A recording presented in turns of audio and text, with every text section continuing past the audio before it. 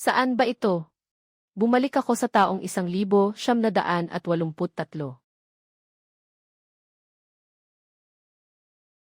Nakaraan. Lasing ako at nakapatay ako ng tao. Dahil sa utang ko sa sugal, nagtulak sa akin si Yue na tumalon sa dagat mula sa bangin. Sa pagkakataong ito, ililigtas ko siya kahit anong mangyari. Papa, gagawan kita ng masarap.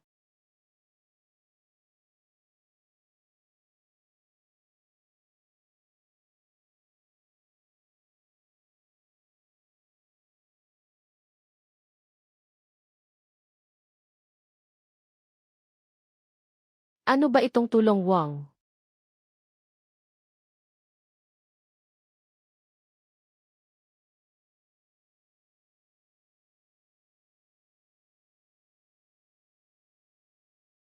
Nasa ilalim lang.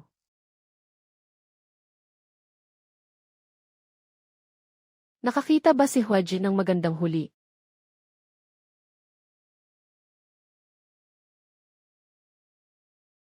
Yaman na si Huaji. Ay, malaking bagay yan. Hindi ka pwedeng magsalita ng ganun. Umalis ka nga. Ay, sa akin ito. Sino pa ang mangangahas galawin siya? Makikipagsapalaran na talaga ako sa kanya ngayon.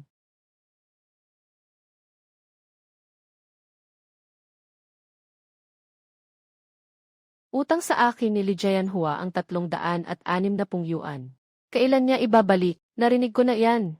Sa bahay mo, may isang anak ka pang kasing ligalig ng tubig. Kung wala pa ring pera, pwede na rin ang ibayad na anak mo sa utang.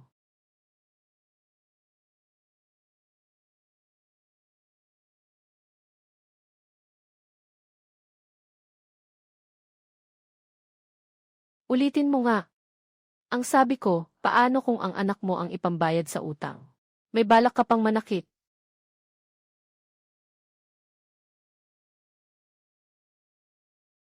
Ibang klase yata sitong adik na ito ngayon.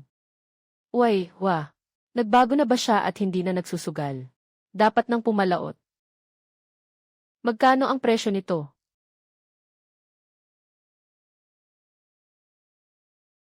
Ganito ang halaga. 200. Kunwari, ayaw mo.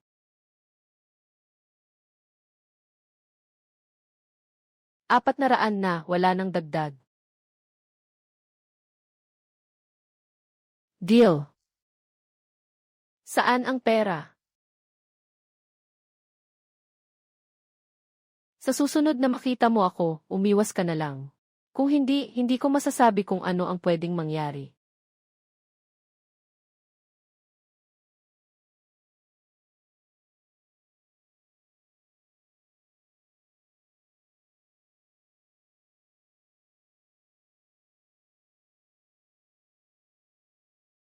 Pera sa sugal. Pera sa sariling pawis.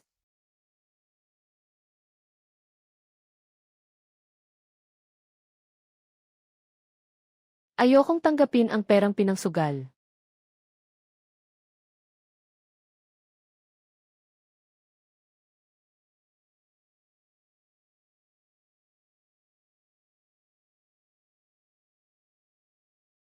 Kapag naglakas loob ka pang magsugal.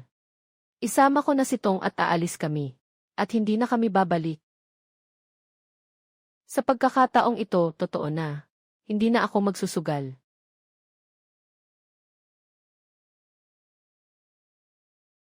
Sige, pagkakatiwalaan kita ulit.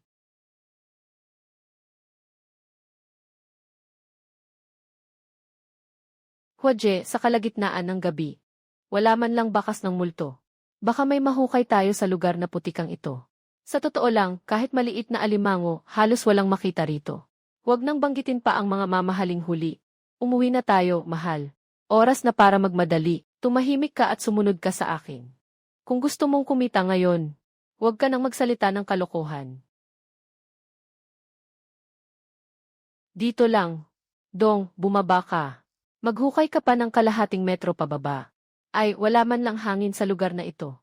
Maghukay ng kalahating metro. Hindi ba sayang lang ang lakas? Kapag nahukay mo, sa asawa mo na lahat yan. Naku, ang mahal ko. Parang lungga ito ng mga taksil na pusit. Nakita ni Huaji ang multo. Paano mo nalaman na mailaman dito sa ilalim? Sinabi ng dagat sa akin. Huwag kang tumitig, tataas na ang tubig sa dagat. Kung gaano karami ang mahuhukay, nakasalalay sa kapalaran mo. Uy, hindi ba yan si Hua na nalulong sa sugal? Maagang umaga pa lang, hindi ka na nakatambay sa mesa ng sugal. Nandito ka pa para guluhin ako at palihim pang magkalat ng putik. Gusto mong gamitin ang ilang mabahong isda at sirang hipon para lang linlangin ang ale. Kumita ka muna para sa inuman. Hindi ako tumatanggap ng kalokohan. Ikaw mismo ang tumingin. Ito, pinakamagandang gintong kawit na si Cucumber. Ang laki-laki nito. Ngayon, kahit sa dagat, halos hindi mo na ito makita. Saan mo ito nakuha? Pake mo ba kung saan ko nakuha, bibili ka ba o hindi? Bibili, syempre bibili. Pero ang dami nito. Ibaba ko pa ang presyo. Ang binibigay ng iba, 8 lang kada kilo. 10 na lang kaya ang ibigay ko sa inyo. Dong, buhatin mo na. Punta tayo sa baryong bayan na hotel. Hoy, sandali lang, huwag kayong umalis. Bakit ang init ng ulo mo, 1 sentimo lang naman? Hindi na pwede pang dagdagan. Kahit 1 sentimo o 2, dadalhin ko lahat sa bayan. Ang panindang ito pwedeng maging tampok na espesyal sa tindahan ninyo, adobong pipino. Magkano ang kita mo, alam mo sa sarili mo. Kung iisipin mo akong gahaman ng 1 sentimo o 2, sobra na iyon. Tapos na si Kuya Hua. Noon, sugalero lang siya. Baka naman tinamaan lang siya ng malas. Tingnan natin kung may swerte pa siya sa malalaking premyo. Hindi pwedeng 1 langaw lang ang sumira sa buong sabaw.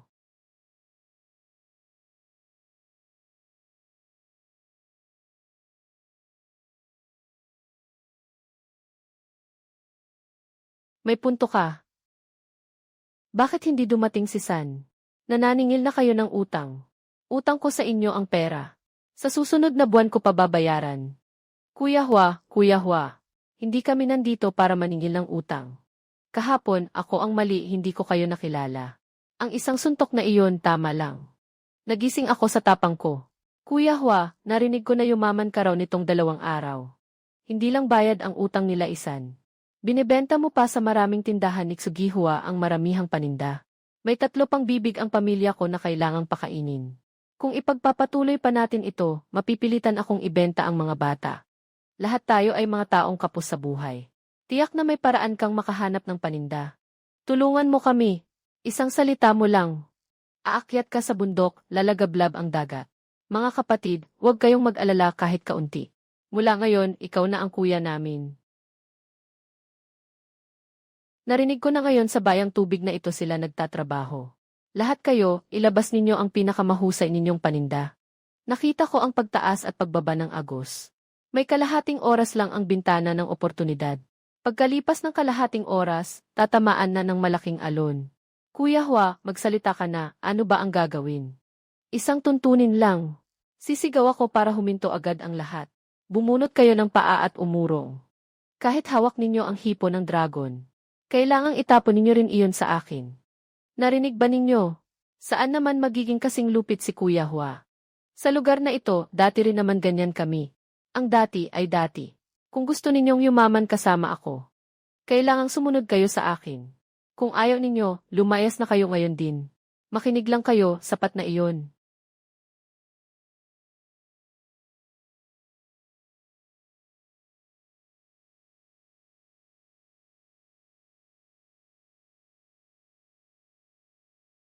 Yumaman na si Kuya Hua. Sa butas na ito, puro dambuhalang alimasag. Mga napakakapal na taba. Lalabas mula sa dagat. Umakyat na ang tubig, malapit nang lumabas.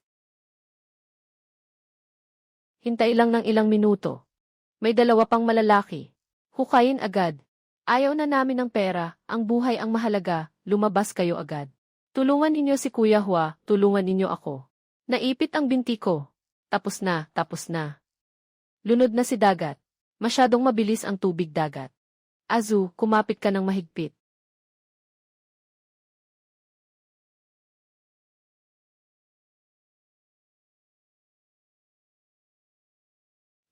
Off. Ha ha ha.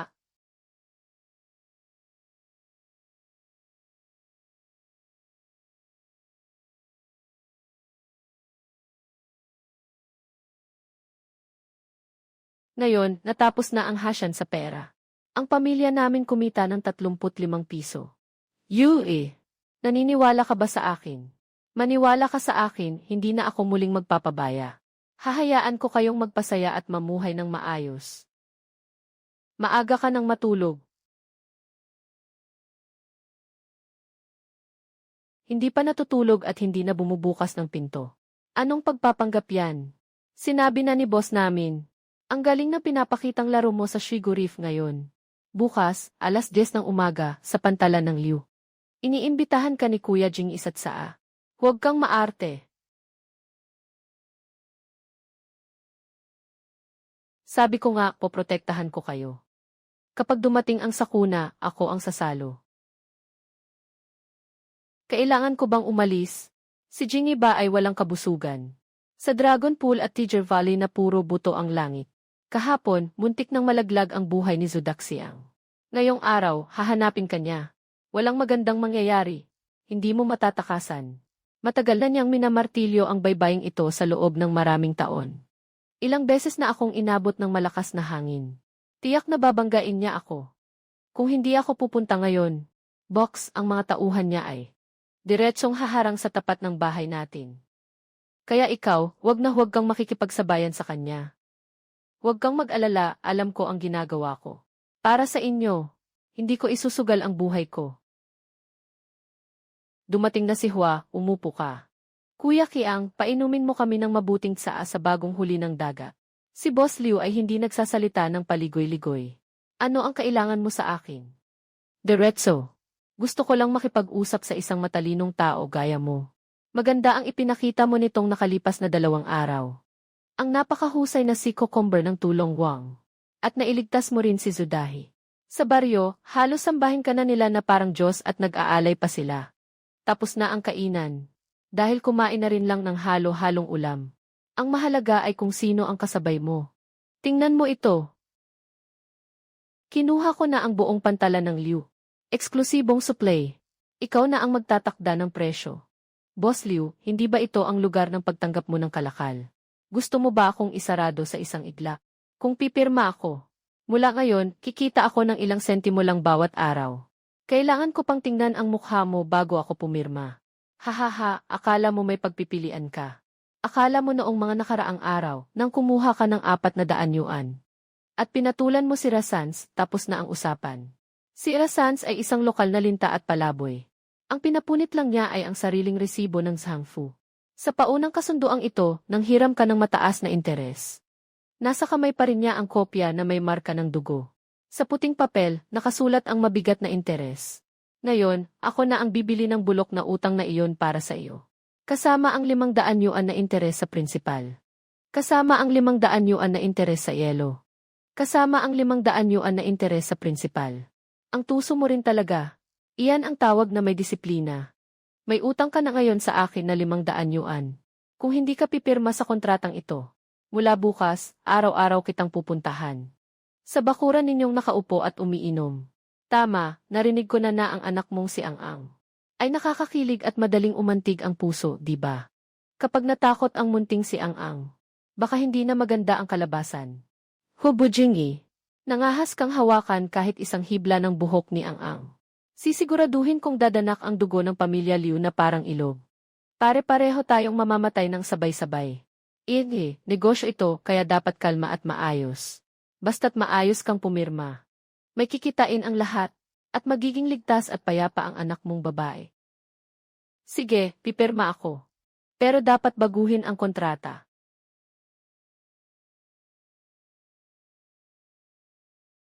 Tingnan mo. 100 gin pa rin ang napakahusay na lamang dagat. 100 gin pa rin ang napakahusay na lamang dagat, kontrata para sa mga produkto sa dagat. Li Jianhua, nababaliw ka na ba? Nagkakaroon ka na ba ng guni-guni? Maswerte ka lang talaga. Matagal nang kinayod ng baybaying ito sa atin ang ganito karami. Sa isang buwan, makakahukay ka ba ng 50 gin? Kahit libre pa iyan ni Master, may bayad din iyan. Gusto mong gamitin ang kondisyong ito para ipitin ako. Matapang ka bang tumaya? Kung bawat buwan ay hindi ako makahukay ng 100, ikaw ang magtatakda ng parusa sa akin. Kung makahukay ako ng 200, ang sobra sa 100, Ikaw ang sisingil ng 20% base sa presyo sa pamilihan. Matapang ka ba o hindi? Sige, itataya ko sa iyo. Tingnan ko nga kung ilang buhay ang meron ka sa dagat na ito. Kasunduan.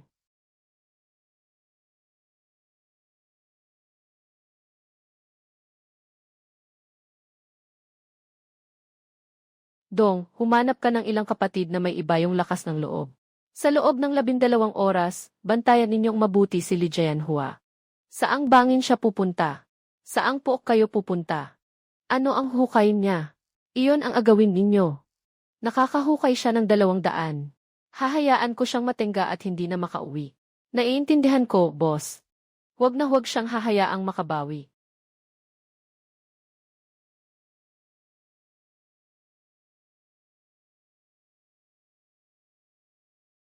Tapos na.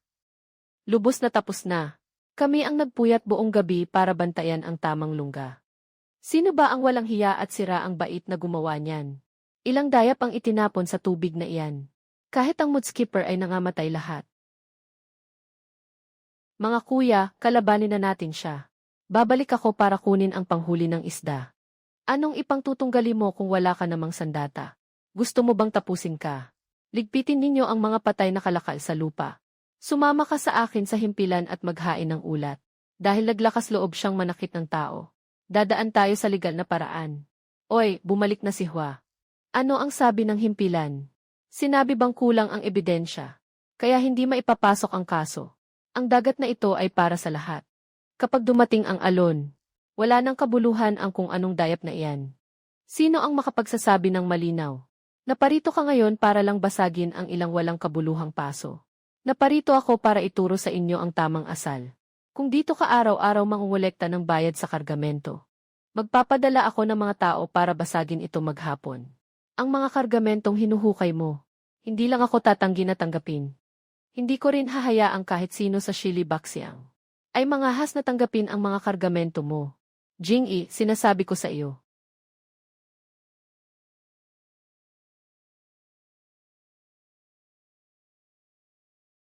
Sino pang mangangahas na subukan ulit? Hoy, mga ulol ba kayo at nag-aastang baliw dito? Lumayas kayo rito. Kung hindi, pati kayo ay bubugbugin ko. Ah! Ang balikat ko. Jengi, kung maglalakas loob kang gibain ang bakurang ito ngayon. Ipaglalaban ko, Yuehe, ang buhay kong ito. Bukas, pupunta ako sa county para magsumbong sa iyo. Sa county, hindi ako pinapansin. Sa probinsya, hindi rin ako pinapansin. Ikaw, Jing-i, kahit gaano kalaki pa iyan, lalabag ka pa rin sa batas. Halika, bugbugin mo ako hanggang mamatay. Li Jianhua, ang swerte mo talaga. Nag-asawa ka ng mabuting babae.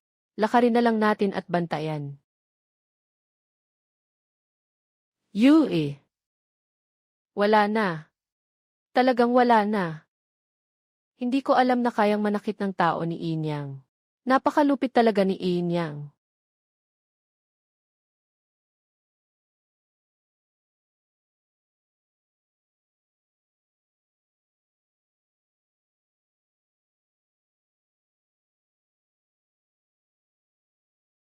Ginoong Zeng, pinapatawan niyo kami.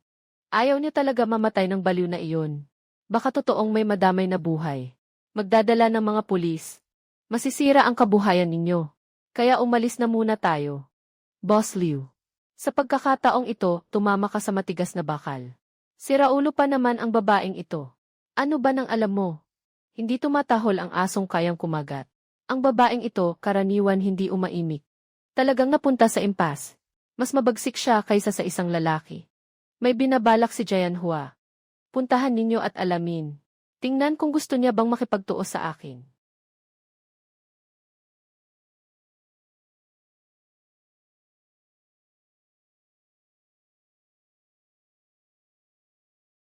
Tinawag ko kayong lahat ngayon. Para sa ikabubuhay natin sa hinaharap.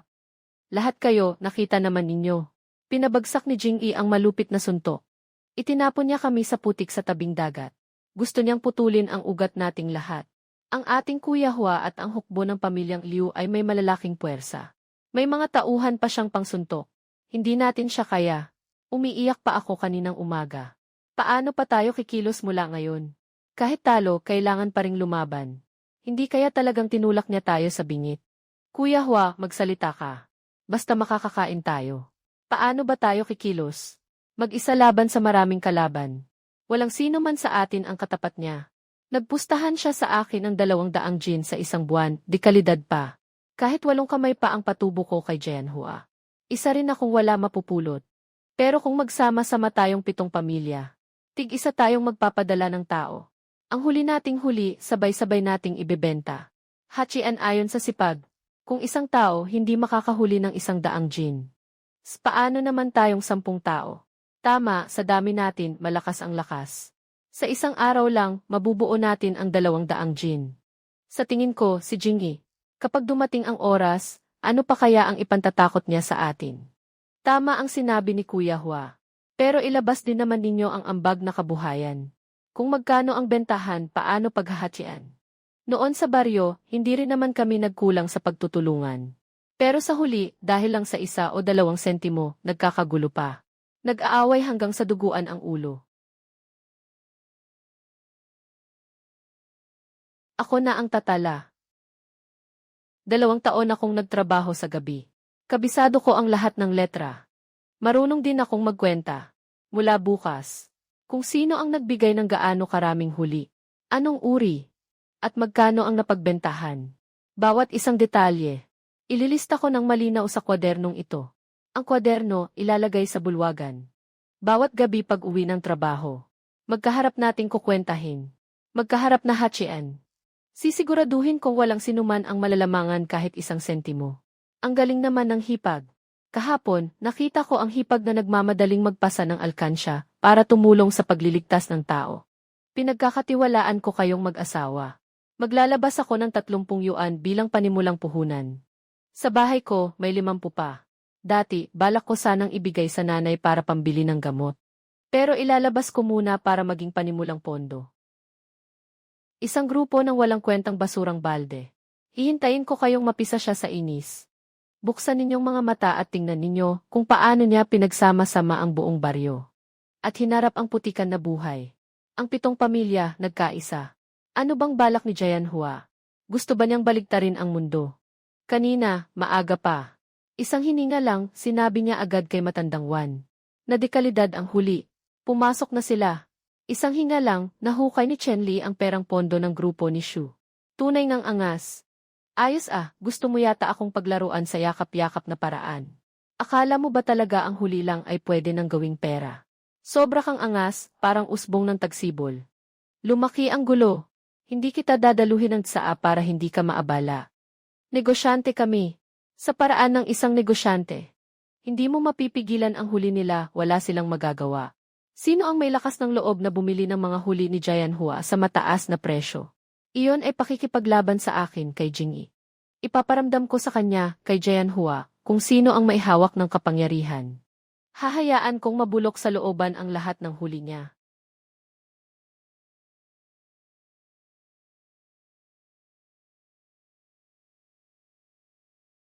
Jianhua, patawad talaga. Hindi naman talaga sama-sama ang loob ko. Pero wala kaming magagawa kung hindi sila tumupad sa usapan. Anong nangyari, Ate Hua? Nilapitan ka ba ni Jingyi? Hindi lang basta nilapitan. Ngayon lang, pinagbantaan niya ang bawat isa sa mga mangingisda. Nagbabala si Jingyi na kung sino man ang muling bibili ng huli mo, puputulin niya ang lagusan ng supply natin.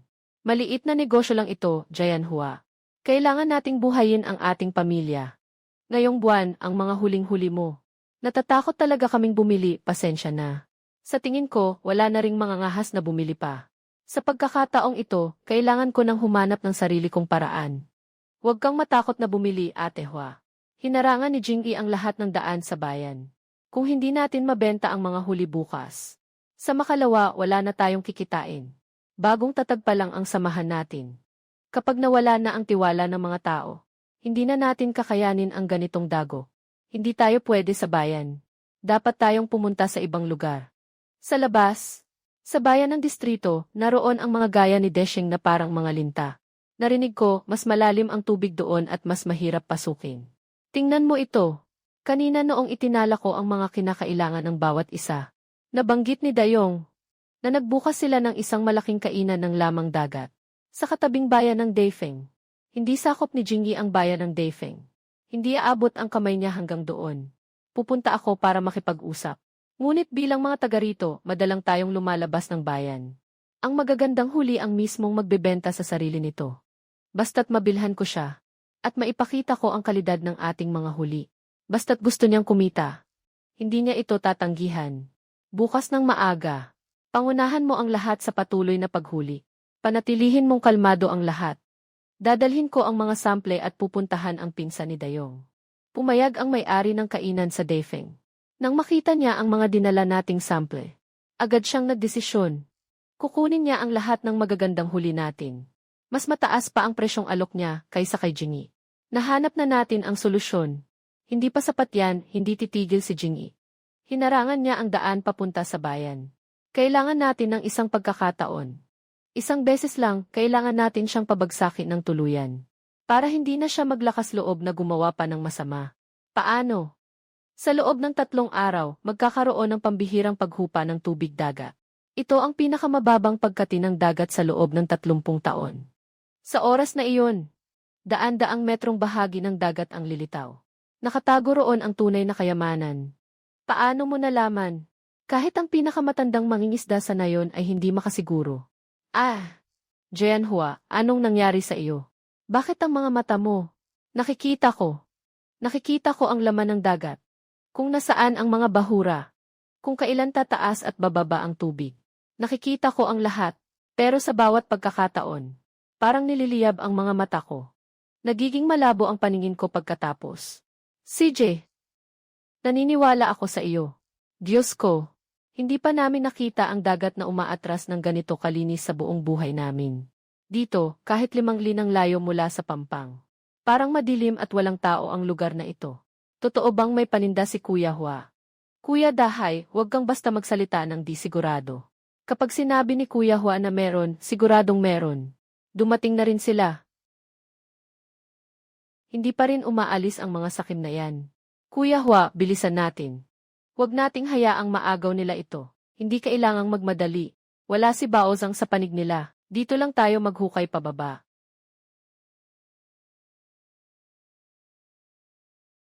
Kuya Hua, sa ibaba ay batong patag. Hindi natin mabubungkal. Hukayin natin ito. Ilset. Ilset.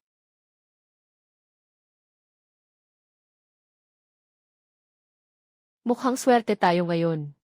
Gaano karami ba ang panindang ito? May kalahating oras pa. Hindi na maibabalik ang taas ng presyo. Mamamatay tayong lahat dito ng maaga.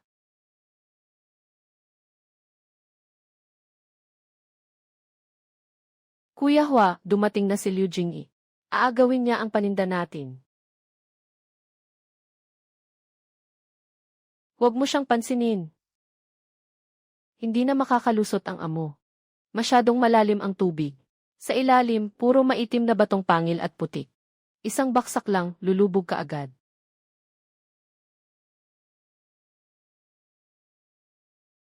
Li Jianhua. Ikaw, tumigil ka riyan. Ang lakas mo namang mangharang sa paninda ko. Boss Liu, maraming salamat sa paghatid sa akin. Bilis na lang sa biyahe. Itong mga kargang ito, ituturing kong pabuya sa iyo. Pag uwi namin, siguradong babayaran kita ng maayos. Tama. Maraming salamat, Boss Liu. Dahan-dahan ka lang sa paglalakad, huwag kang madulas.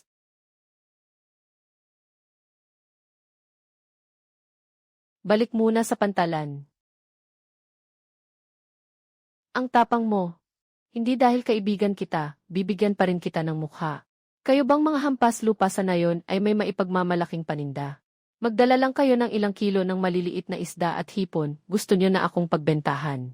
Ang kulang lang sa tindahan ko ay pangkaraniwang paninda. Boss. Kuya Zhao Dayu. Tingnan mo muna ang paninda, saka tayo mag-usap.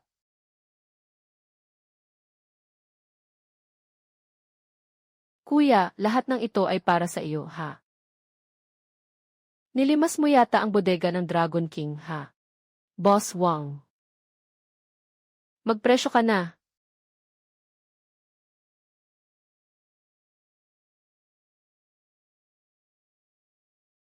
Masyadong malaki ang batch na ito.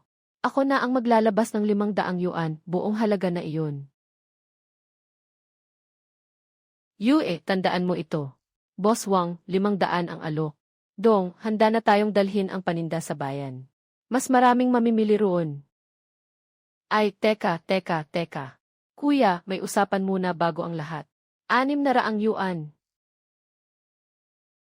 Iyan na ang pinakamataas na kaya ko.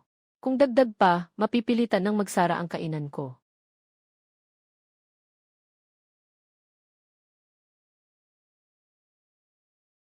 Deal.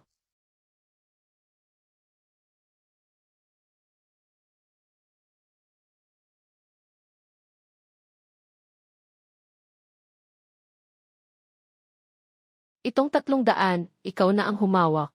Mula ngayon, ikaw na ang bahala sa pera ng pamilyang ito. Ito ang sarili kong 100 yuan bilang puhunan. Ang natitirang 200 ay para sa lahat. Ayon sa napag-usapang tuntunin kahapon. Ang mga mas maraming ambag, sila ang kukunin bilang pangunahing tao. Dong, Zhu, Dahay, kayong 3, sumama sa akin sa ilalim ng dagat. 30 bawat isa. Ang matitira, 20 bawat isa. May tutol ba? Wala, Kuya Hua. Mas malaki pa ito kaysa sa kinikita namin sa isang taon ng pagsasaka. Kung paano mo gustong gawin, ikaw ang bahala. Ganoon din ang gagawin namin. Ha ha ha. Ah.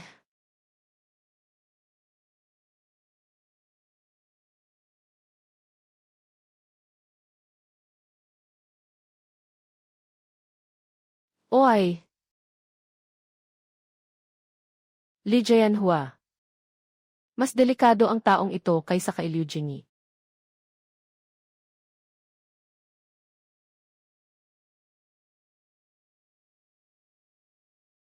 Li Jianhua, ako si Zheng Haisheng. Negosyante ako ng mga produktong tubig sa bayan ng county. Gusto kong makipagkaibigan sa matatalinong tao. Hindi na ako lalampas pa sa linya. Boss Zheng, kung may sasabihin kayo, magsalita na po kayo. Zhang Nengyu. Sabi ng ninuno na maapaw at marunong. Narito ang 1,500.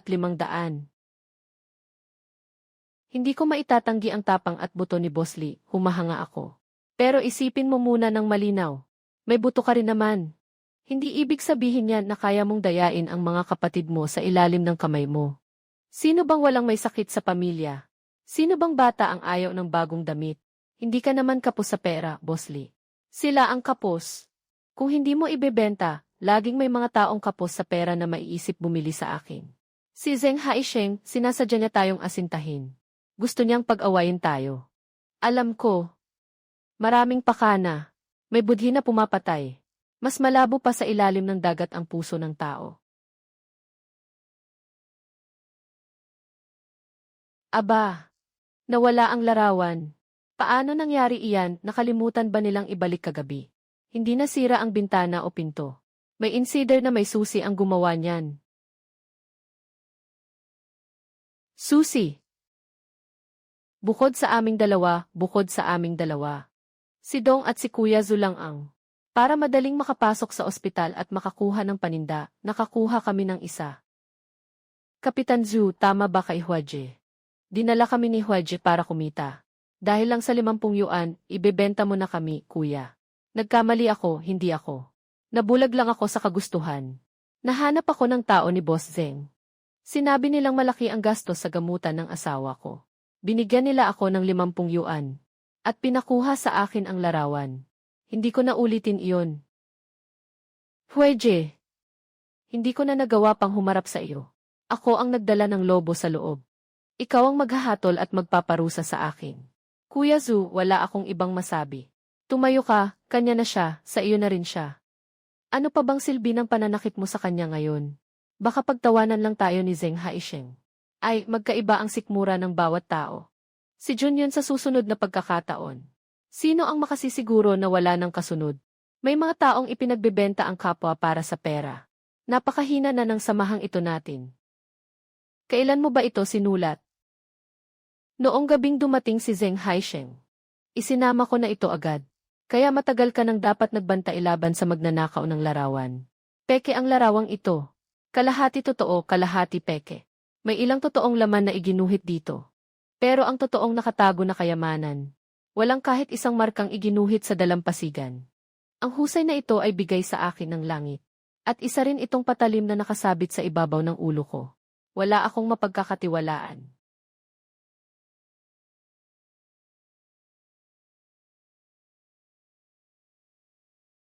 Bukod sa iyo. Li Jianhua. Napakabata mo pa talaga. Kapag nakuha mo na ang larawang ito. Ang dagat at tuyong lupa na ito ay nasa ilalim pa rin ng langit ko, ni Liu Jingyi. Ipasa ang utos. Sundin ninyong lahat ang mga marka sa larawan at umalis. Sa pinakakanlurang dulo, doon sa pulang bilog. Ngayon ipapakita ko sa kanila. Ano ang tunay na paghukay ng kayamanan? Dagat na lubog 335. Hindi pwede, boss. Sa ilalim ng dike na ito, puro patay na korales at mga bato lang. Huwag nang magsalita patungkol sa paninda. Kahit damong dagat, halos wala kang makikita. Naghukay na ng 2 piko ang mga kapatid. Wala pa rin. Kuya Hui, mali ang larawang ito. Ang bansang ito ay tanging para sa. Binigyan mo pa ako ng lakas ng loob. Ako si Liu Jingyi. Hindi ako yung uri na dudurugin ka para sa utang na 10,000. E di hindi ako Liu ang apelyido ko. Kapag may binanggit ako, dapat maisagot ka agad. Nakita na ito ng lahat ngayon. May traidor sa atin. Sinubukan ni Zheng Haisheng na gamitin ang 1,500 yuan para bilhin ang lihim. Ibinenta na iyon ni Liu Xiaojun para sa 50 yuan. Hindi ito usapin ng 50 yuan. Parang kutsilyong nakasabit ito sa ulo naming lahat. Ang taong ito, si Huaje, mahirap talagang hulaan ang loob.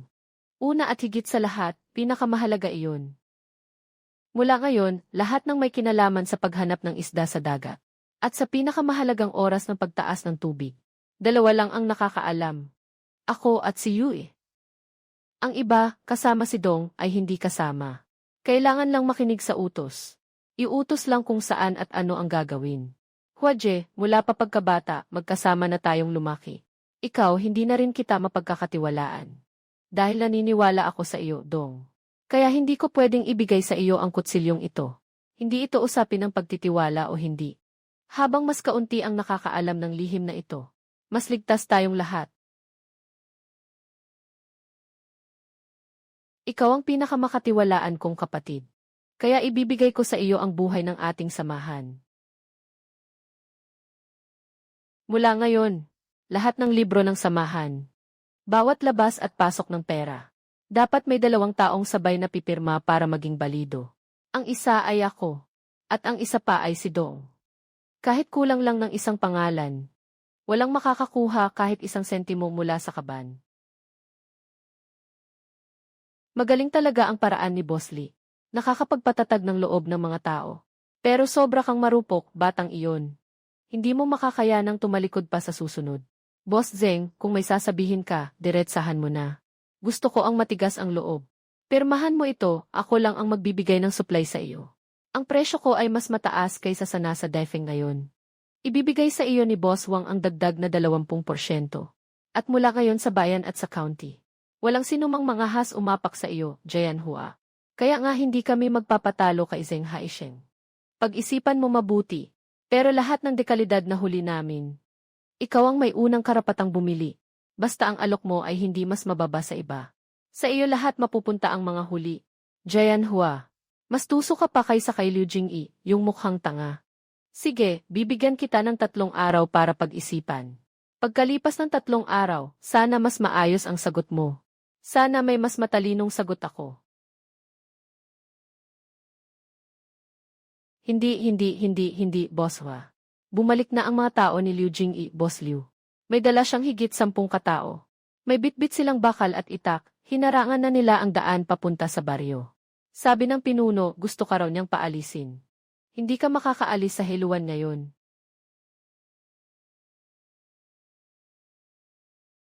Naintindihan ko. Bumalik ka na. 10 o higit pang tao. At may dala pang mga kutsilyo. Tapos na. Mukhang ito na ang katapusan natin. Hwaje, takbo na tayo. Saan tayo tatakbo? Sa bahay natin. Nandoon ang asawa at mga bata. Hwaje, lumaban tayo sa kanila. Mas mabuti pang mamatay kaysa umurong. Baliw ka ba, may mga kutsilyo sila. Kung sasalpok tayo ng ganyan, parang sinusugod natin ang kamatayan. Ah!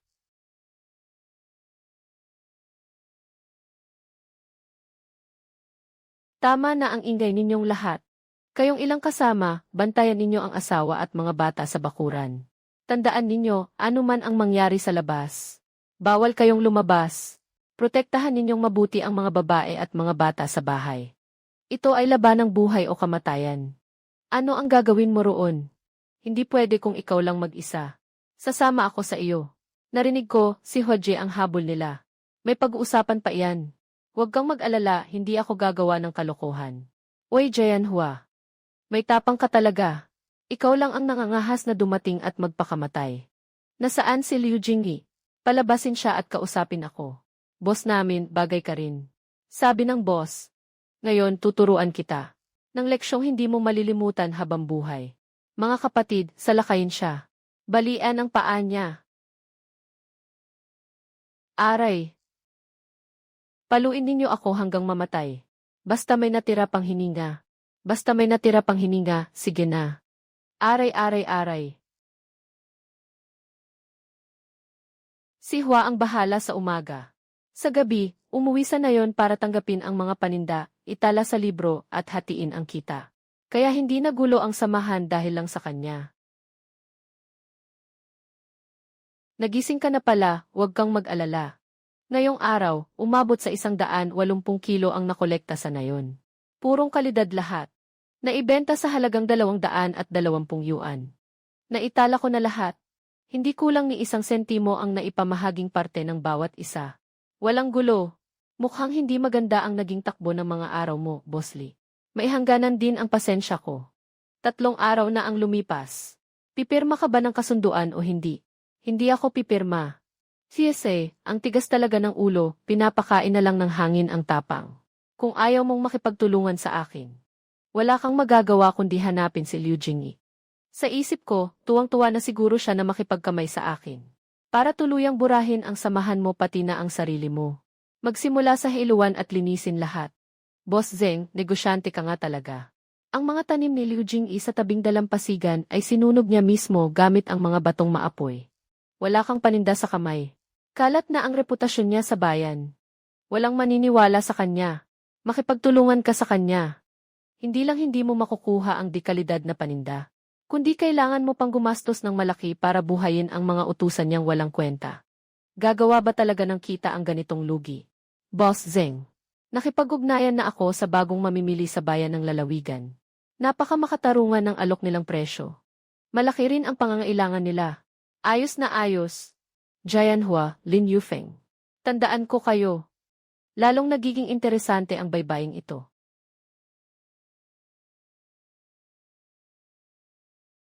Ha! Akala ni Liu Jingyi sa pagbibigay niya ng suntok sa akin, ay mababasag niya ang buto ko at mapapalayas niya kami. Akala rin ni Zheng Haisheng dahil sa pera at impluensya niya, ay mapapaluhod niya kami. Mali ang iniisip nilang lahat. Habang umatras kami, lalo lang silang sumusulong. Sa halip na hintaing lamunin ng buhay, mas mabuting tayo ang maunang umatake. Para malaman nilang hindi kami madaling banggain.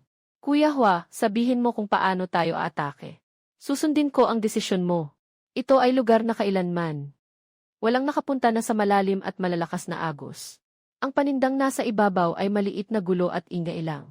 Ang tunay na kayamanan ay nasa kailaliman ng dagat na ito. Kahit sunugin pa ni Liu Jingyi ng apog ang ating mababaw na dalampasigan, hindi niya masusunog ang buong dagat. Pupunta tayo sa lugar na hindi niya mararating. Huhukayin natin ang panindang hindi niya kayang hukayin. Kailangan ko ng isang bangka.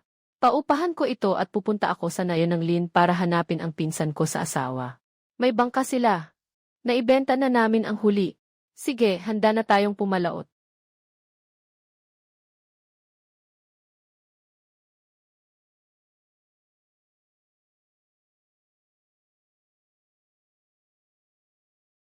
Nandyan lang.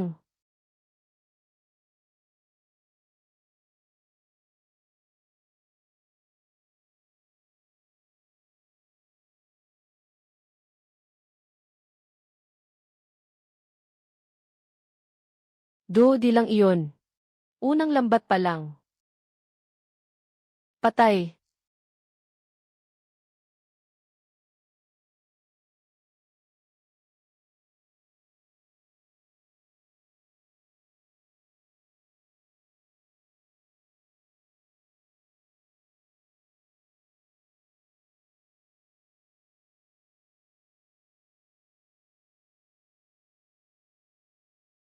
Aray. Naku, ang dami, ang dami. Ang huli ni Hua ngayon, kayang-kaya tayo lampasan. Bukas pa sana tayo mangalap sa dalampasigan. Aray. Hua, Hua. Ano nang nangyari sa'yo? Mga mata mo. Ayos lang. Matandang sakit lang. Napagod lang ang mga mata. Ako na ang bahala, sumunod lang kayo sa utos ko. Magtiwala kayo. Huwag ninyong pakialaman ang utos ko. Hua, maupo ka riyan. Bawal ka munang gumalaw.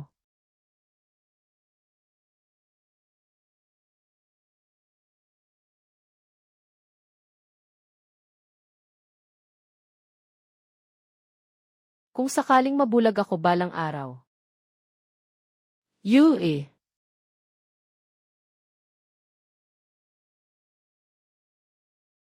Ikaw na lang ang maupo sa bahay at magbilang ng pera. Ako ang papalaot at titingin sa dagat para sa'yo. Bubuhayin ko kayo ng anak natin habang buhay.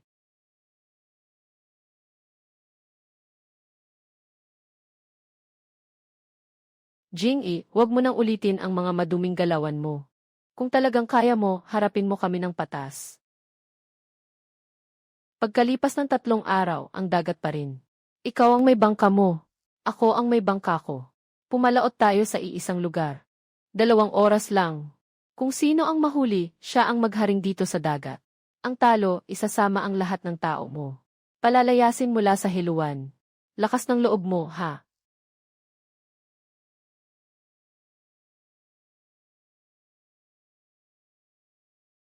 CJ.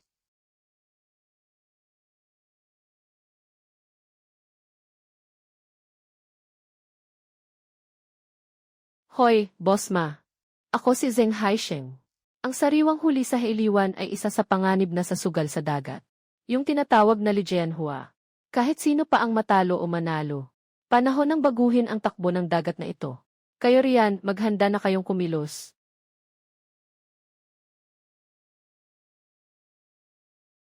Papa, bukas ba ay? Mangingisda ka na naman ng malaki.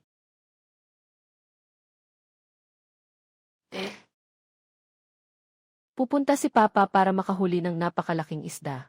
Bibilhan si Yaya ng bagong palda. Sige po, sige po. Di umuwi ka agad mamaya. Naghanda na si Yaya ng pagkain sa bahay. Hihintayin ka namin ni Mama para sabay tayong kumain.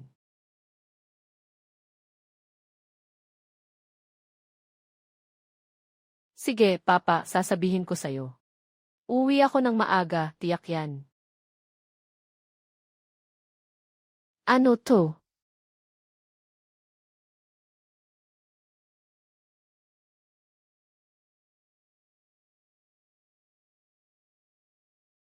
Yue.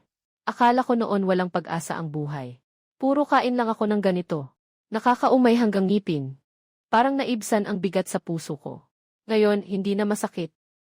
Hua, ang mga hirap na pinagdaanan nating mag-asawa noon. Unti-unti nang napapalitan ng tamis. Yue, kung bukas hindi ako makabalik. Kung sasabihin mo pa ulit ang ganyang salita, isasama ko na agad si Yaya at aalis kami. At hindi na kami babalik.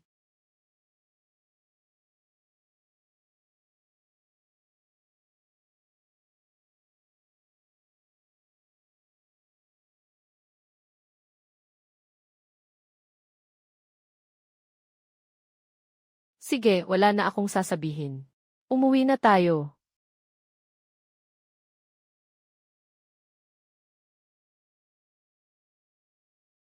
Nandito na ang oras. 2 oras lang. Kung sino ang may mas maraming huli, Siya ang hari ng dagat na ito. Ngayon magsimula na. Ah, ah.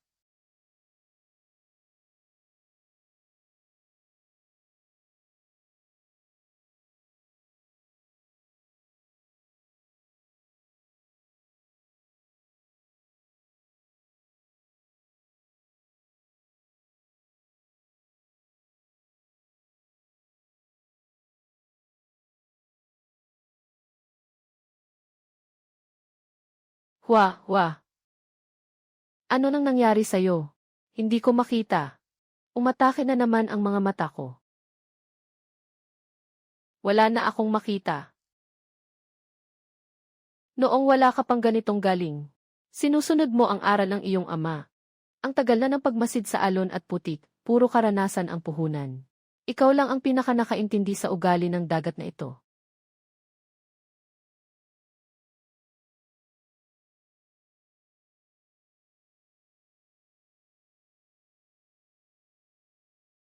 Doon tayo dumaan base sa karanasan. Sa kanlurang bahagi, Kuya Hua, noong isang araw na nga na-spot na natin iyon, Sa ilalim ay patay na korales ang sandigan. Ni korales at seagrass, walang ang tumutubo. Talagang walang huli. Nasa bandang doon lang. Sa timog. Pataas.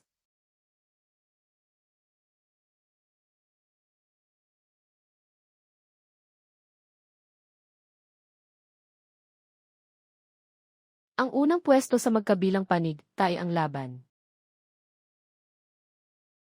Kuya Hua, ang lambat na ito, ang lalim ng laglag. Baka sa ilalim, sumayad na sa bahura. Imposible, puro patay na korales ang bahaging ito. Sa ibaba, walang laman. Sa ibaba, pulos walang tao. Mukhang ubos lakas na naman ang lambat na ito. May huli talaga. Kuya Hua, mas marami pa ang huli natin kaysa karaniwan. CJ.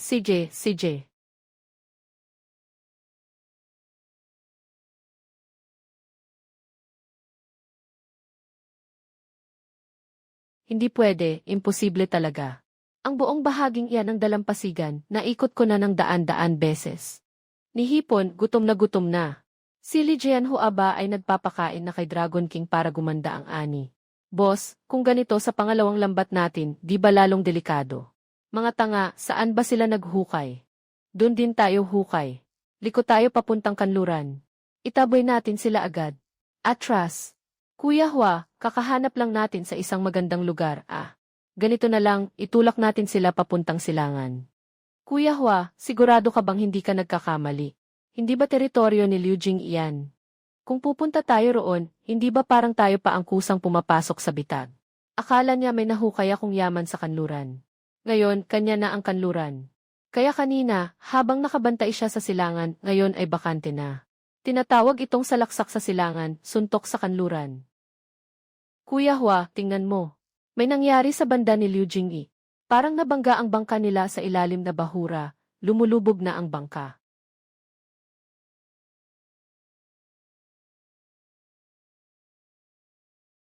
Mukhang tumama si langit sa kanila. Hayaan mo silang magwala.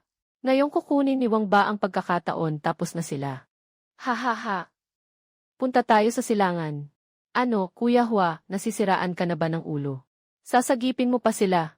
Sila ang mga kaaway na halos ikamatay natin. Mas mahalaga ang buhay kaysa negosyo.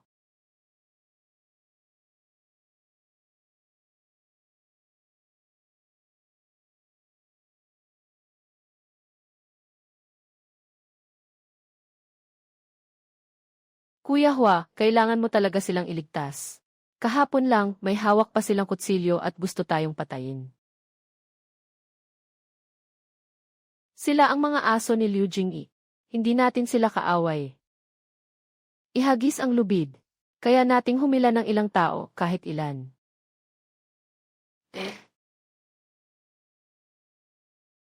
Chen Yuan.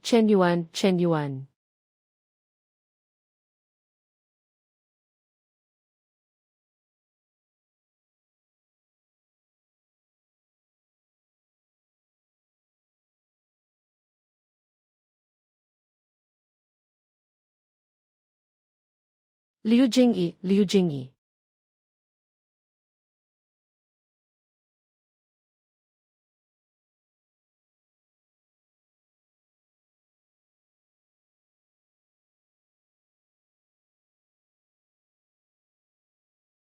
Nasa iyo ang buhay mo. Huwag kang mamatay na nakatayo lang sa tabi ng bangka ko. Kung mamamatay ka, doon ka na lang mamatay ng maayos.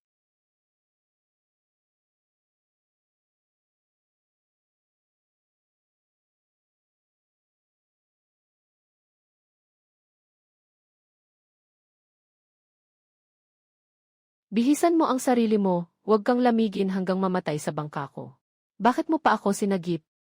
Tinitingnan mo ba ako bilang biro? Ayokong mamatay ka sa dagat na ito. Kasi ang dagat na ito ang nagpalaki sa atin. Hindi mo dapat dumisan ang dugo mo. Pero ang pagsagip ko sa iyo, hindi ibig sabihin pinapatawad na kita. Kung gusto mo akong saktan, babasagin ko ang kanang braso mo. Sasabuyan ko ng apog ang dalampasigan mo. Isa-isa kong itinatala ang mga utang na to.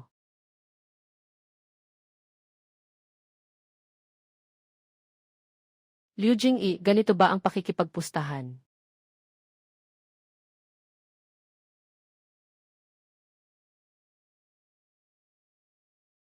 Ako ang talo, ha? Wow!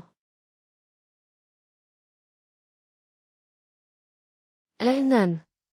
Sa pagkakataong ito sa pustahan sa bangka, ang mananalo ay si Li Jianhua.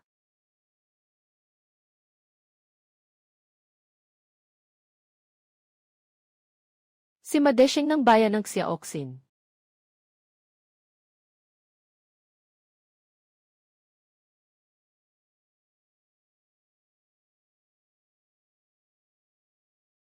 Ano ang ibig sabihin niyan? Kagabi, ang mga tao ni Zheng Haisheng ang nagdala sa kanya para hanapin ako. Gusto niya akong patayin dito sa dagat. Hindi ako pumayag. Ako si Liu Jingyi kahit hindi ako perpekto. Pero hindi rin ako gustong maging aso ng iba. Itong si Liu Jingyi na walang silbi. Ni isang duwag, hindi niya kaya talunin. Mukhang ang dagat na ito. Ako mismo ang maglilinis nito.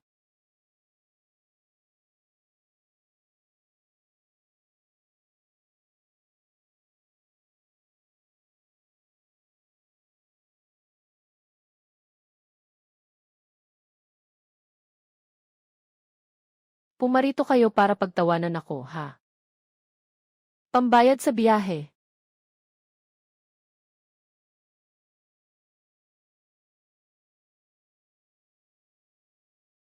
Ako si Liu Jingyi, hindi pa umaabot sa punto na kailangan kitang kahabagan.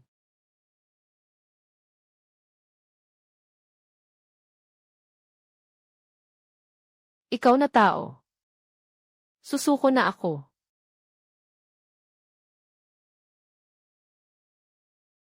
Hindi ako si Madesheng. Hindi niya sinusunod ang anumang batas sa dagat na ito. Mag-ingat ka na lang. 06556.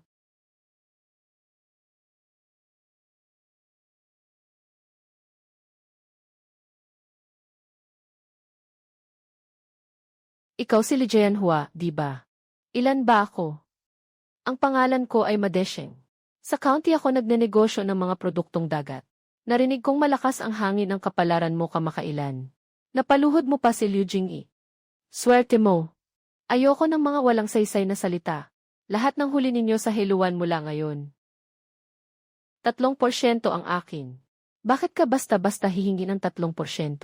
Bakit hindi mo na lang agawin? Dahil lang dito.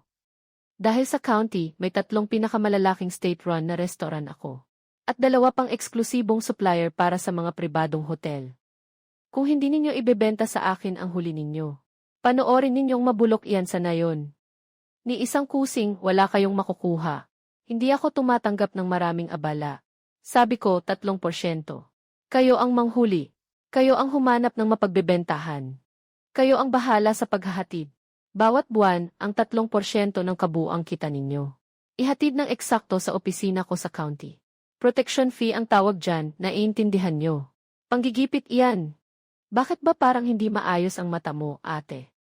Ang pangingisda sa dagat na ito ay mahirap na trabaho. Huwag mong masyadong ipuwersa ang sarili mo at mapahamak ang mga mata mo. Baka ni kita, wala kang kitain. At ubos ka pa. Kung ganoon, hindi ba lugi iyan? Napakalupit talaga ng hambog na iyan. Hindi siya pumunta para makipagnegosyo. Pumunta siya para kunin ang buhay nating lahat. Kuya Hua, ano nang nangyayari? Bakit parang iba ang pakiramdam ko kaysa noon? Hindi ko rin alam. Pero parang may mabigat sa dibdib ko. Bumaba ka sa lambat.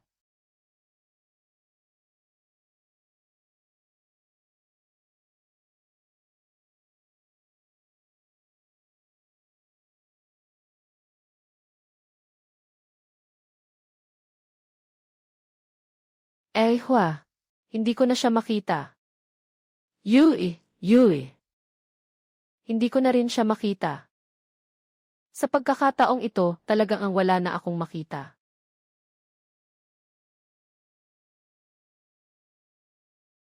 Tay, huwag kang mangapa. Yaya, huwag mong sabihing bulag ka. Tanga ka ba, hindi bulag si Papa. Ayos pa ang mga mata ni Papa. At ikaw, Mama. Sa loob ng Biblia, tinatawag namin siyang pangitain. Talagang napahamak siya. Noon, dahan-dahan lang ang pagputol. Ngayon, pati ugat ay binunot na. Hindi na siya pwedeng muling magdagat pa. Hindi na niya kayang tiisin ang matinding liwanag. Hindi rin niya kayang magpuyat. Kuya Hua, hindi ko kayo matatawaran. Sabihin mo na. May naghanap sa akin para sa boss niya. Sinabi nilang doble ang presyo para bilhin ang huli ko. Nagkasakit ang isang tao sa bahay namin. Kailangan ko ang pera para iligtas ang buhay niya. Ako, gusto kong umalis sa alyansa. Dobleng presyo. Pinalaya ka ba sa bangin ng Shigu?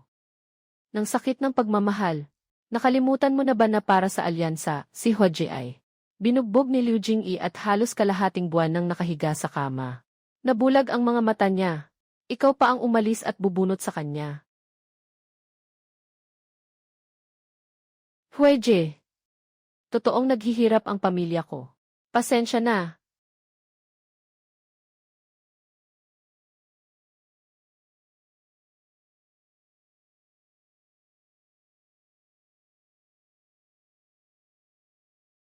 Magpapatalo ba tayo kay Hua? Talaga bang matatalo tayo?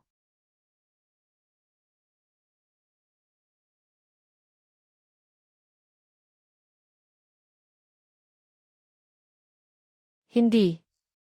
Hanggat magkasama pa tayo, hindi tayo matatalo. Dalhin mo ang libro. Hindi mo ba nakikita? Na nami-miss kita. Wala na akong silbi ang mga mata ko. Pero gumagana pa ang utak ko. Kailangan kong malaman kung magkano pa ang natitira nating puhunan. Kung si Desheng ang makakalaban, sasama ako sa laban niya. Kakaumpisa pa lang ng gulong ito.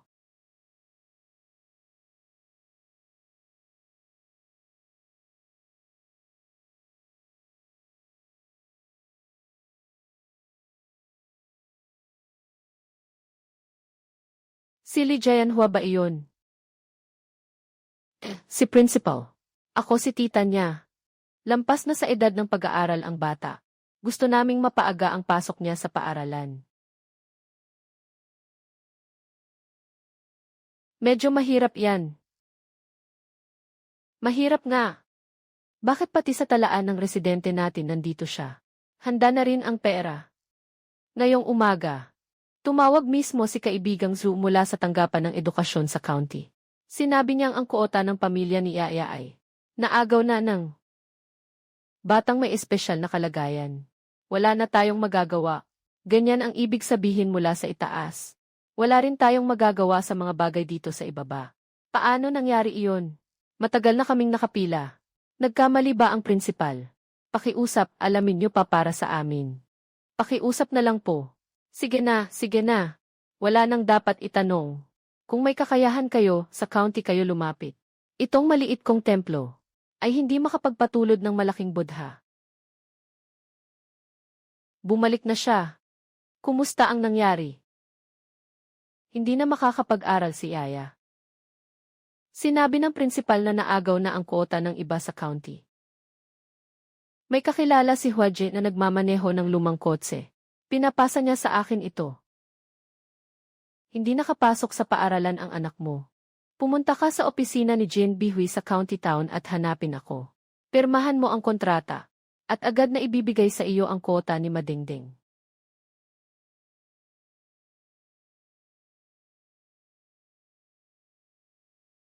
Hindi dapat siya sumausaw. Haha, ayun. Hindi ba ito ang bayani ng hiluan natin? Paanong kahit bulag, alam pa rin ang daan? Boss. Ang kuota para sa pag-aaral ni Yaya. Ibibigay mo ba o hindi? Siyempre ibibigay. Basta tapusin mo agad. Ang kasunduang eksklusibo sa pagbili na ito. Ipinapangako ko, bukas ang anak mo ay makakapagpasok na sa paaralan dala ang bagong bag.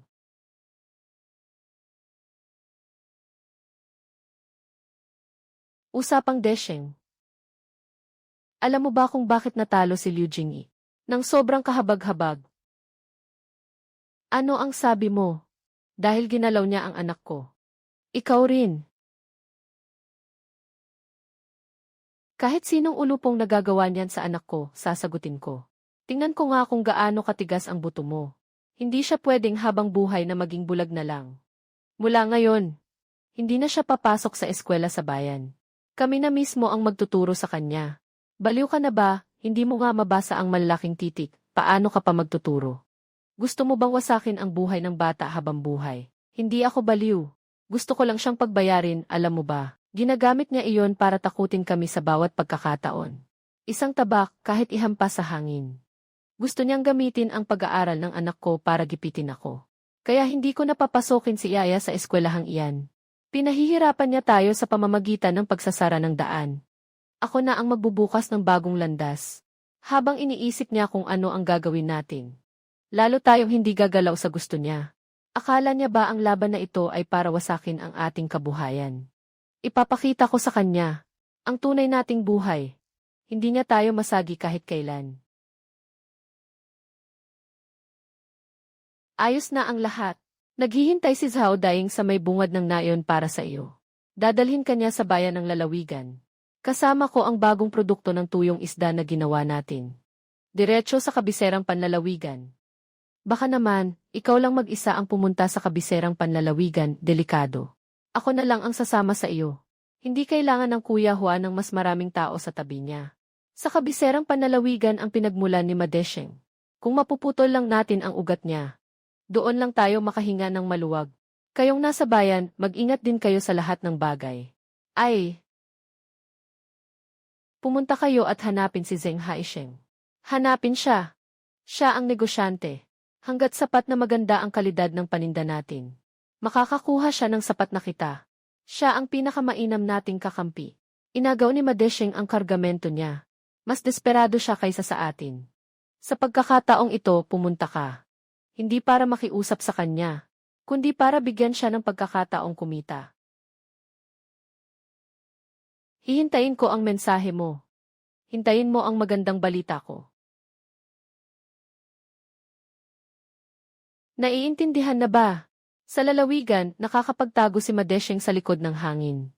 Lahat iyan ay dahil sa anak na babae ng kanyang pinsan na nasa tanggapan ng industriya at kalakalan bilang pangalawang pinuno. Naghahanap ako ng malayong kamag-anak sa tanggapan na naglilinis ng sahig. Taon-taon, nagbibigay si Madesheng sa pangalawang pinuno ng malaking halaga ng pera. Ginagamit naman ng pangalawang pinuno ang kapangyarihan niya para bigyan ng lahat ng tindahang pag-aari ng estado sa lalawigan ng tanging karapatang mag-supply ng produkto kay Masheng. Mahirap yan, Huaje. Ang pagbibigay ng pera sa ganitong bagay ay palihim lang. Paano magkakatalagang may maiiwang ebidensya? At napakalaki rin ang impluwensya ni pangalawang pinuno sa ugnayan sa loob ng lalawigan. Walang mangahas na galawin siya. Nakatulong ka na ng malaki. Ako na ang bahala sa natitira.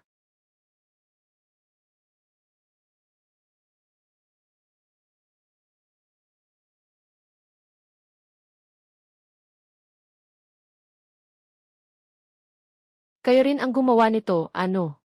Mas maganda pa ang lasa kaysa sa lahat ng panindang nasa pamilihan. Maalat at masarap, maihalong preskong amoy dagat. Pinaganda namin ang tradisyonal na reseta, Boss Zeng. Ngayon ako pumunta dahil gusto kong makipag-usap sa iyo tungkol sa isang eksklusibong negosyo. Sige, sabihin mo nga at pakinggan ko. Mula ngayon, kami ang magiging eksklusibong tagapag-supply mo para sa padyak na isda sa buong lalawigan. Pero kailangan ko ng paunang bayad mula sa iyo. Bayad namin para sa 3 buwan. Kabuang 10,000. Kailangan natin ang perang ito para malampasan ang pagsasara ni Madesheng. At mapalawak ang produksyon. Boss Lin, masyado mong tinitingala ang sarili mo. 10,000 para lang sa isang pangako, ang kapal din. Kapag kinuha mo ang pera at tumakbo. O kaya naman binugbog kayo ni Made ng husto. Sino ang pupuntahan ko? Sobrang laki ng panganib. Boss Zeng, pakiunawa po. Ito ang lahat ng record ng produksyon namin noong nakaraang buwan. At ang gasto sa hilaw na materyales ng bawat batch. Pati porsyento ng tapos na produkto at nasayang na piraso, malinaw na malinaw. Ang kalidad ng aming dekalidad na produkto ay umaabot sa 77%. Siguradong at tuloy-tuloy ang supply. Nakapirma ka na ba? Ang nakuha mo ay isang manok na palaging nangingitlog ng ginto. Kapag hindi ka pumirma, aalis ako agad at ikot sa iba. Pumunta ka sa katapat na kalakalan sa 4 na dagat. Naniniwala akong mas lalo silang magkakainteres sa mga paninda ko. CJ, makipagsugal ako sa iyo.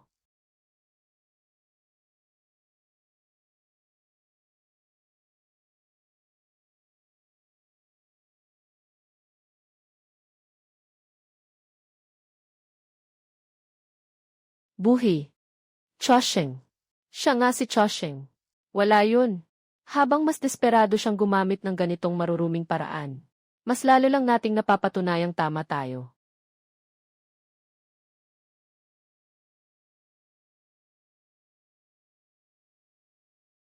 Master, bilisan mo pa. Ito ang unang malaking kargamento namin sa county. Na dinala sa lungsod ng probinsya.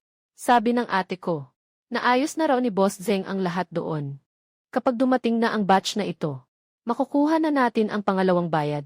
Pagkatapos niyan, makakabili rin tayo ng sarili nating malaking truck. Ayos, maupo ng matibay.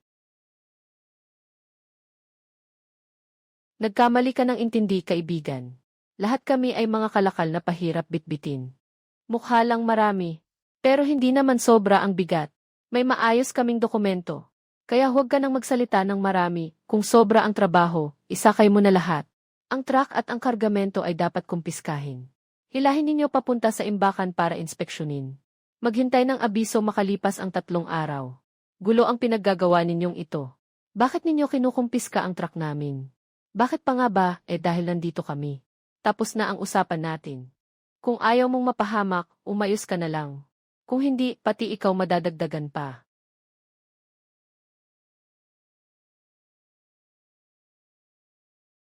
Hala, yari na tayo.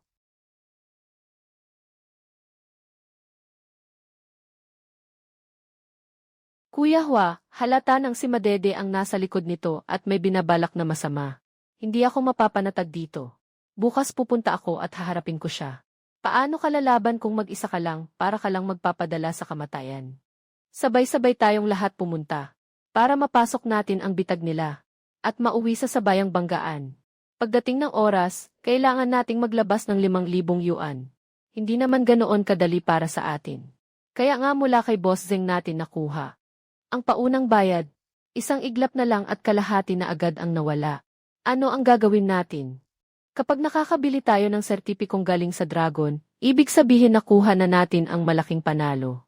Ang paninda natin, kaya natin itong ayusin ng mas maayos kaysa sa kanya.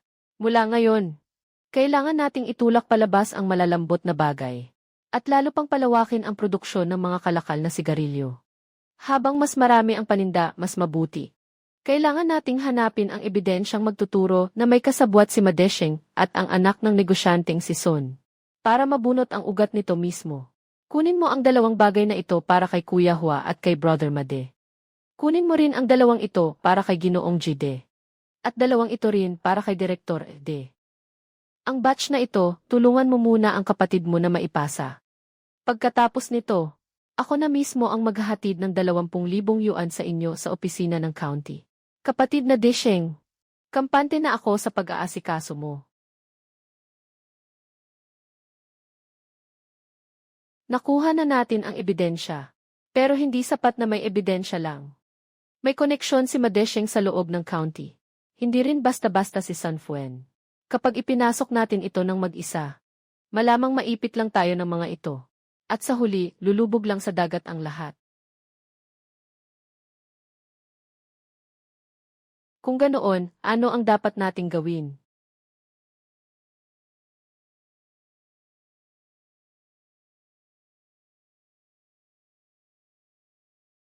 Yue, magtiis ka pa at pumunta ka sa lungsod ng probinsya.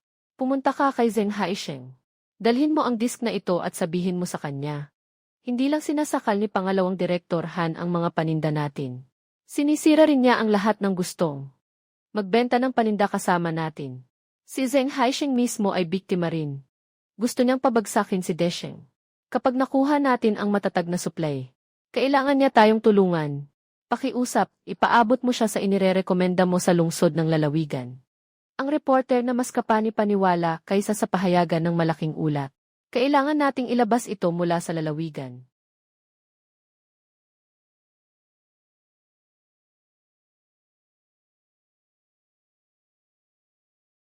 Ito ang liham na ako ang sumulat. Ipakita mo kung paano kami inaapi ni Desheng. Kung paano nakipagsabuatan ang bise-pinuno sa mga opisyal at negosyante. Isinulat ko ang lahat ng detalyado. Nagpaimprenta ako ng 300 kopya. Daling, magdala ka ng ilang liham ng mga taga-nayon at pumunta sa pinakamalaking pamilihan ng gulay sa lungsod ng county. Ang mga kabataan noon. Tandaan ninyo, pagkalabas nito tumakbo agad. Huwag makipagsagutan sa kanino man. Malinaw po, Kuya Jianhua. Sisiguraduhin kong matatapos ang atas. Kuya Jianhua, huwag kang mag-alala. Huwag kang mag-alala, Kuya Jianhua, huwag kang mag-alala. Bago sumikat ang araw, ako na ang aalis kasama ang mga tao. Bago sumikat ang araw, ako na ang aalis kasama ang mga tao. Ang galit na ito, kailangan nating ilabas. Ang galit na ito, kailangan nating ilabas. Kailangan nating ilabas ang galit na ito. Kailangan nating ilabas. Kayo dalawa, manatili sa nayon. Iorganisa ninyong lahat. Simula bukas. Ang paggawaan natin ng paninigarilyo ay tatakbo ng 24 na oras, walang tigil. Gusto kong makita ni Namazeng at Zheng Haisheng na hindi mapuputol ang supply natin. Siya nga, Kuya Jianhua. Magtiwala ka, Kuya Jianhua.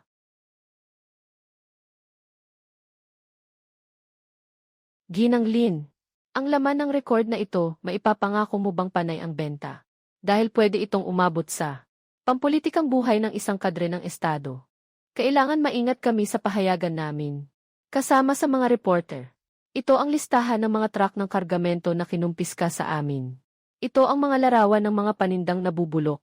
Ito ang lahat ng perang nawala sa amin dahil naputol ang supply. Nasa record ang halagang 20,000 yuan. Puro silip lang iyan sa malamig na bundok ng yelo. Sa Heiluan, ilang dosenang pamilya ng mangingisdaang. Halos maubos ng mga ito ang kabuhayan at buhay. Kuya Wang. Ako, si Zheng Haisheng, pwede kong gamitin ang reputasyon ng kumpanya ko bilang panagot. Ang bise-pinunong Son na ito at si Desheng. Matagal nang kinokontrol ang supply ng isda sa county. Kaya nagkagulo at napilayan ang kabuhayan ng mga tao. Ilang beses ko nang sinubukang dumaan sa Heiluan para direktang magdala ng paninda. Pero hinarang nila ako sa kung ano-anong palusot. Kung mailalabas ang ulat na ito, hindi lang matutulungan ang mga mangingisdang ito. Matutulungan din tayo. Mga tapat na negosyante na maalis ang sagabal. Ginang Lin, malinaw na sa akin ang ibig mong sabihin, huwag kang mag-alala. Ang konsensya ng publiko ay tiyak na hindi tatalikod. Sa ganitong klaseng pangyayari, bigyan mo lang kami ng kaunting panahon. Halina kayong lahat at tingnan ninyo.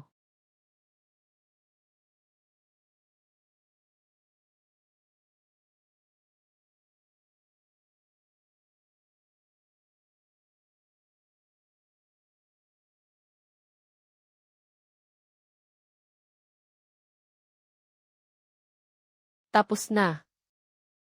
Lubos ng tapos.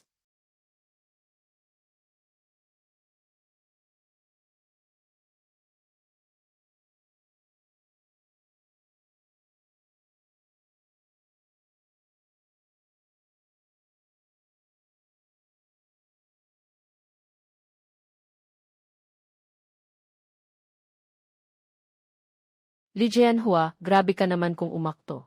Kung hindi kita pag-iisipan ngayon, hindi ako si Ma.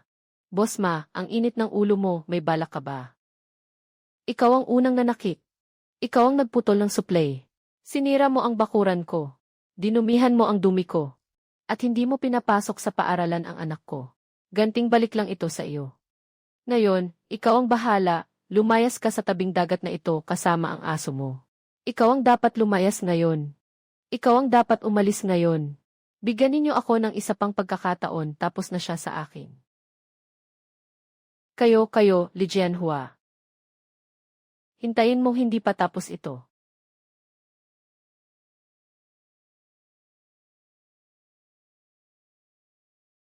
May huling hininga pa siya.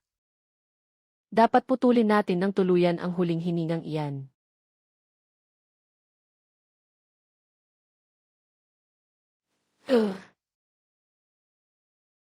Ah! Ha! Jianhua, hindi ba matigas ang katawan mo? Hindi mo ba kayang magsumbong? Ngayon, ipapakita ko sa iyo. Ano ang totoong kamao?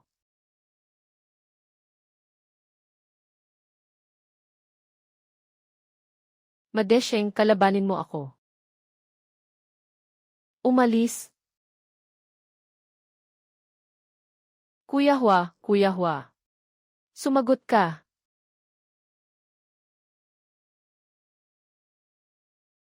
Baliw siya, totoong baliw siya. Tumawag tayo ng pulis. Hulihin siya. Huwag muna. Hindi naman huli kung sandali lang. Papatay ka niya. He. Ang lupit ng bugbog niya sa akin. Mas lalo siyang bumubugbog, mas lalo namang ayos. Ano ang pinagsasabi mo? Nagulpi siya ng husto.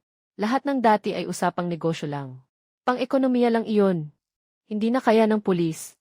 Pero nagbago ang kaso. Nanakit siya sa loob ng bahay. Sadyang pananakit na may balak. Mas malupit ang palo niya. Mas mabigat ang pinsala ko. Mas mabigat ang kaparusahan na pasok sa kanya. Dito mismo. Sinipa niya ng sabay-sabay. Nasa loob ng bakuran sina Kuya Hua at ang hipag niya.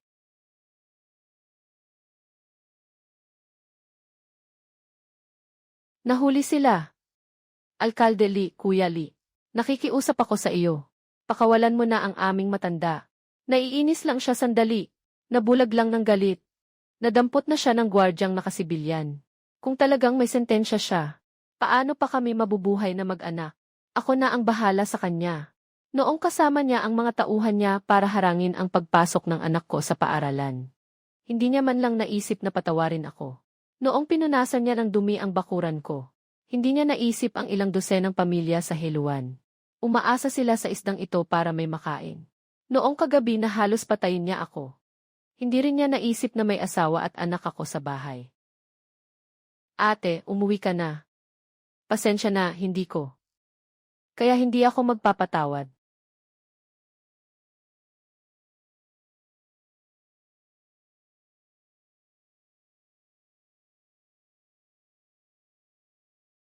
Sabi ng pulis, naroon ang saksi at ebidensya. Hindi bababa sa 3 taon ang ibibigay sa kanya. Ay! Sulit na sulit. Bakit hindi magiging sulit? Sa wakas, nakuha na niya ang kabayaran niya. Itong sugat ko. Kapalit ng 3 taon niya. Pagkalabas niya makalipas ang 3 taon. Mas lalo lang niya akong kamumuhian. Pagdating ng araw, isa na namang matinding laban. Eh ano ngayon?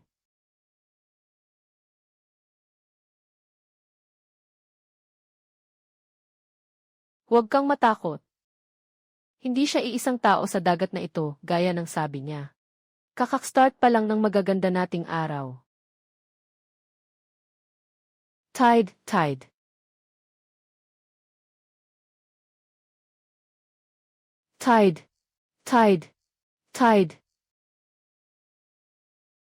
Tatay, nanay. May nakita akong bagong pangisdaan na maraming pulang batik-batik na isda. Handa na tayong maglatag ng lambat. Noong 1983, wala akong kahit ano. Isang sirang bangkang kawayan lang. At pusong gustong magbago. At 2 taong naghihintay sa pag-uwi ko. Doon ko lang naunawaan. Hindi ginagamit ang dagat para magsugal. Ginagamit ito para buhayin ang tao at para rin. Ang tunay na magagandang araw ay hindi nakikita sa mata, kundi nasa puso.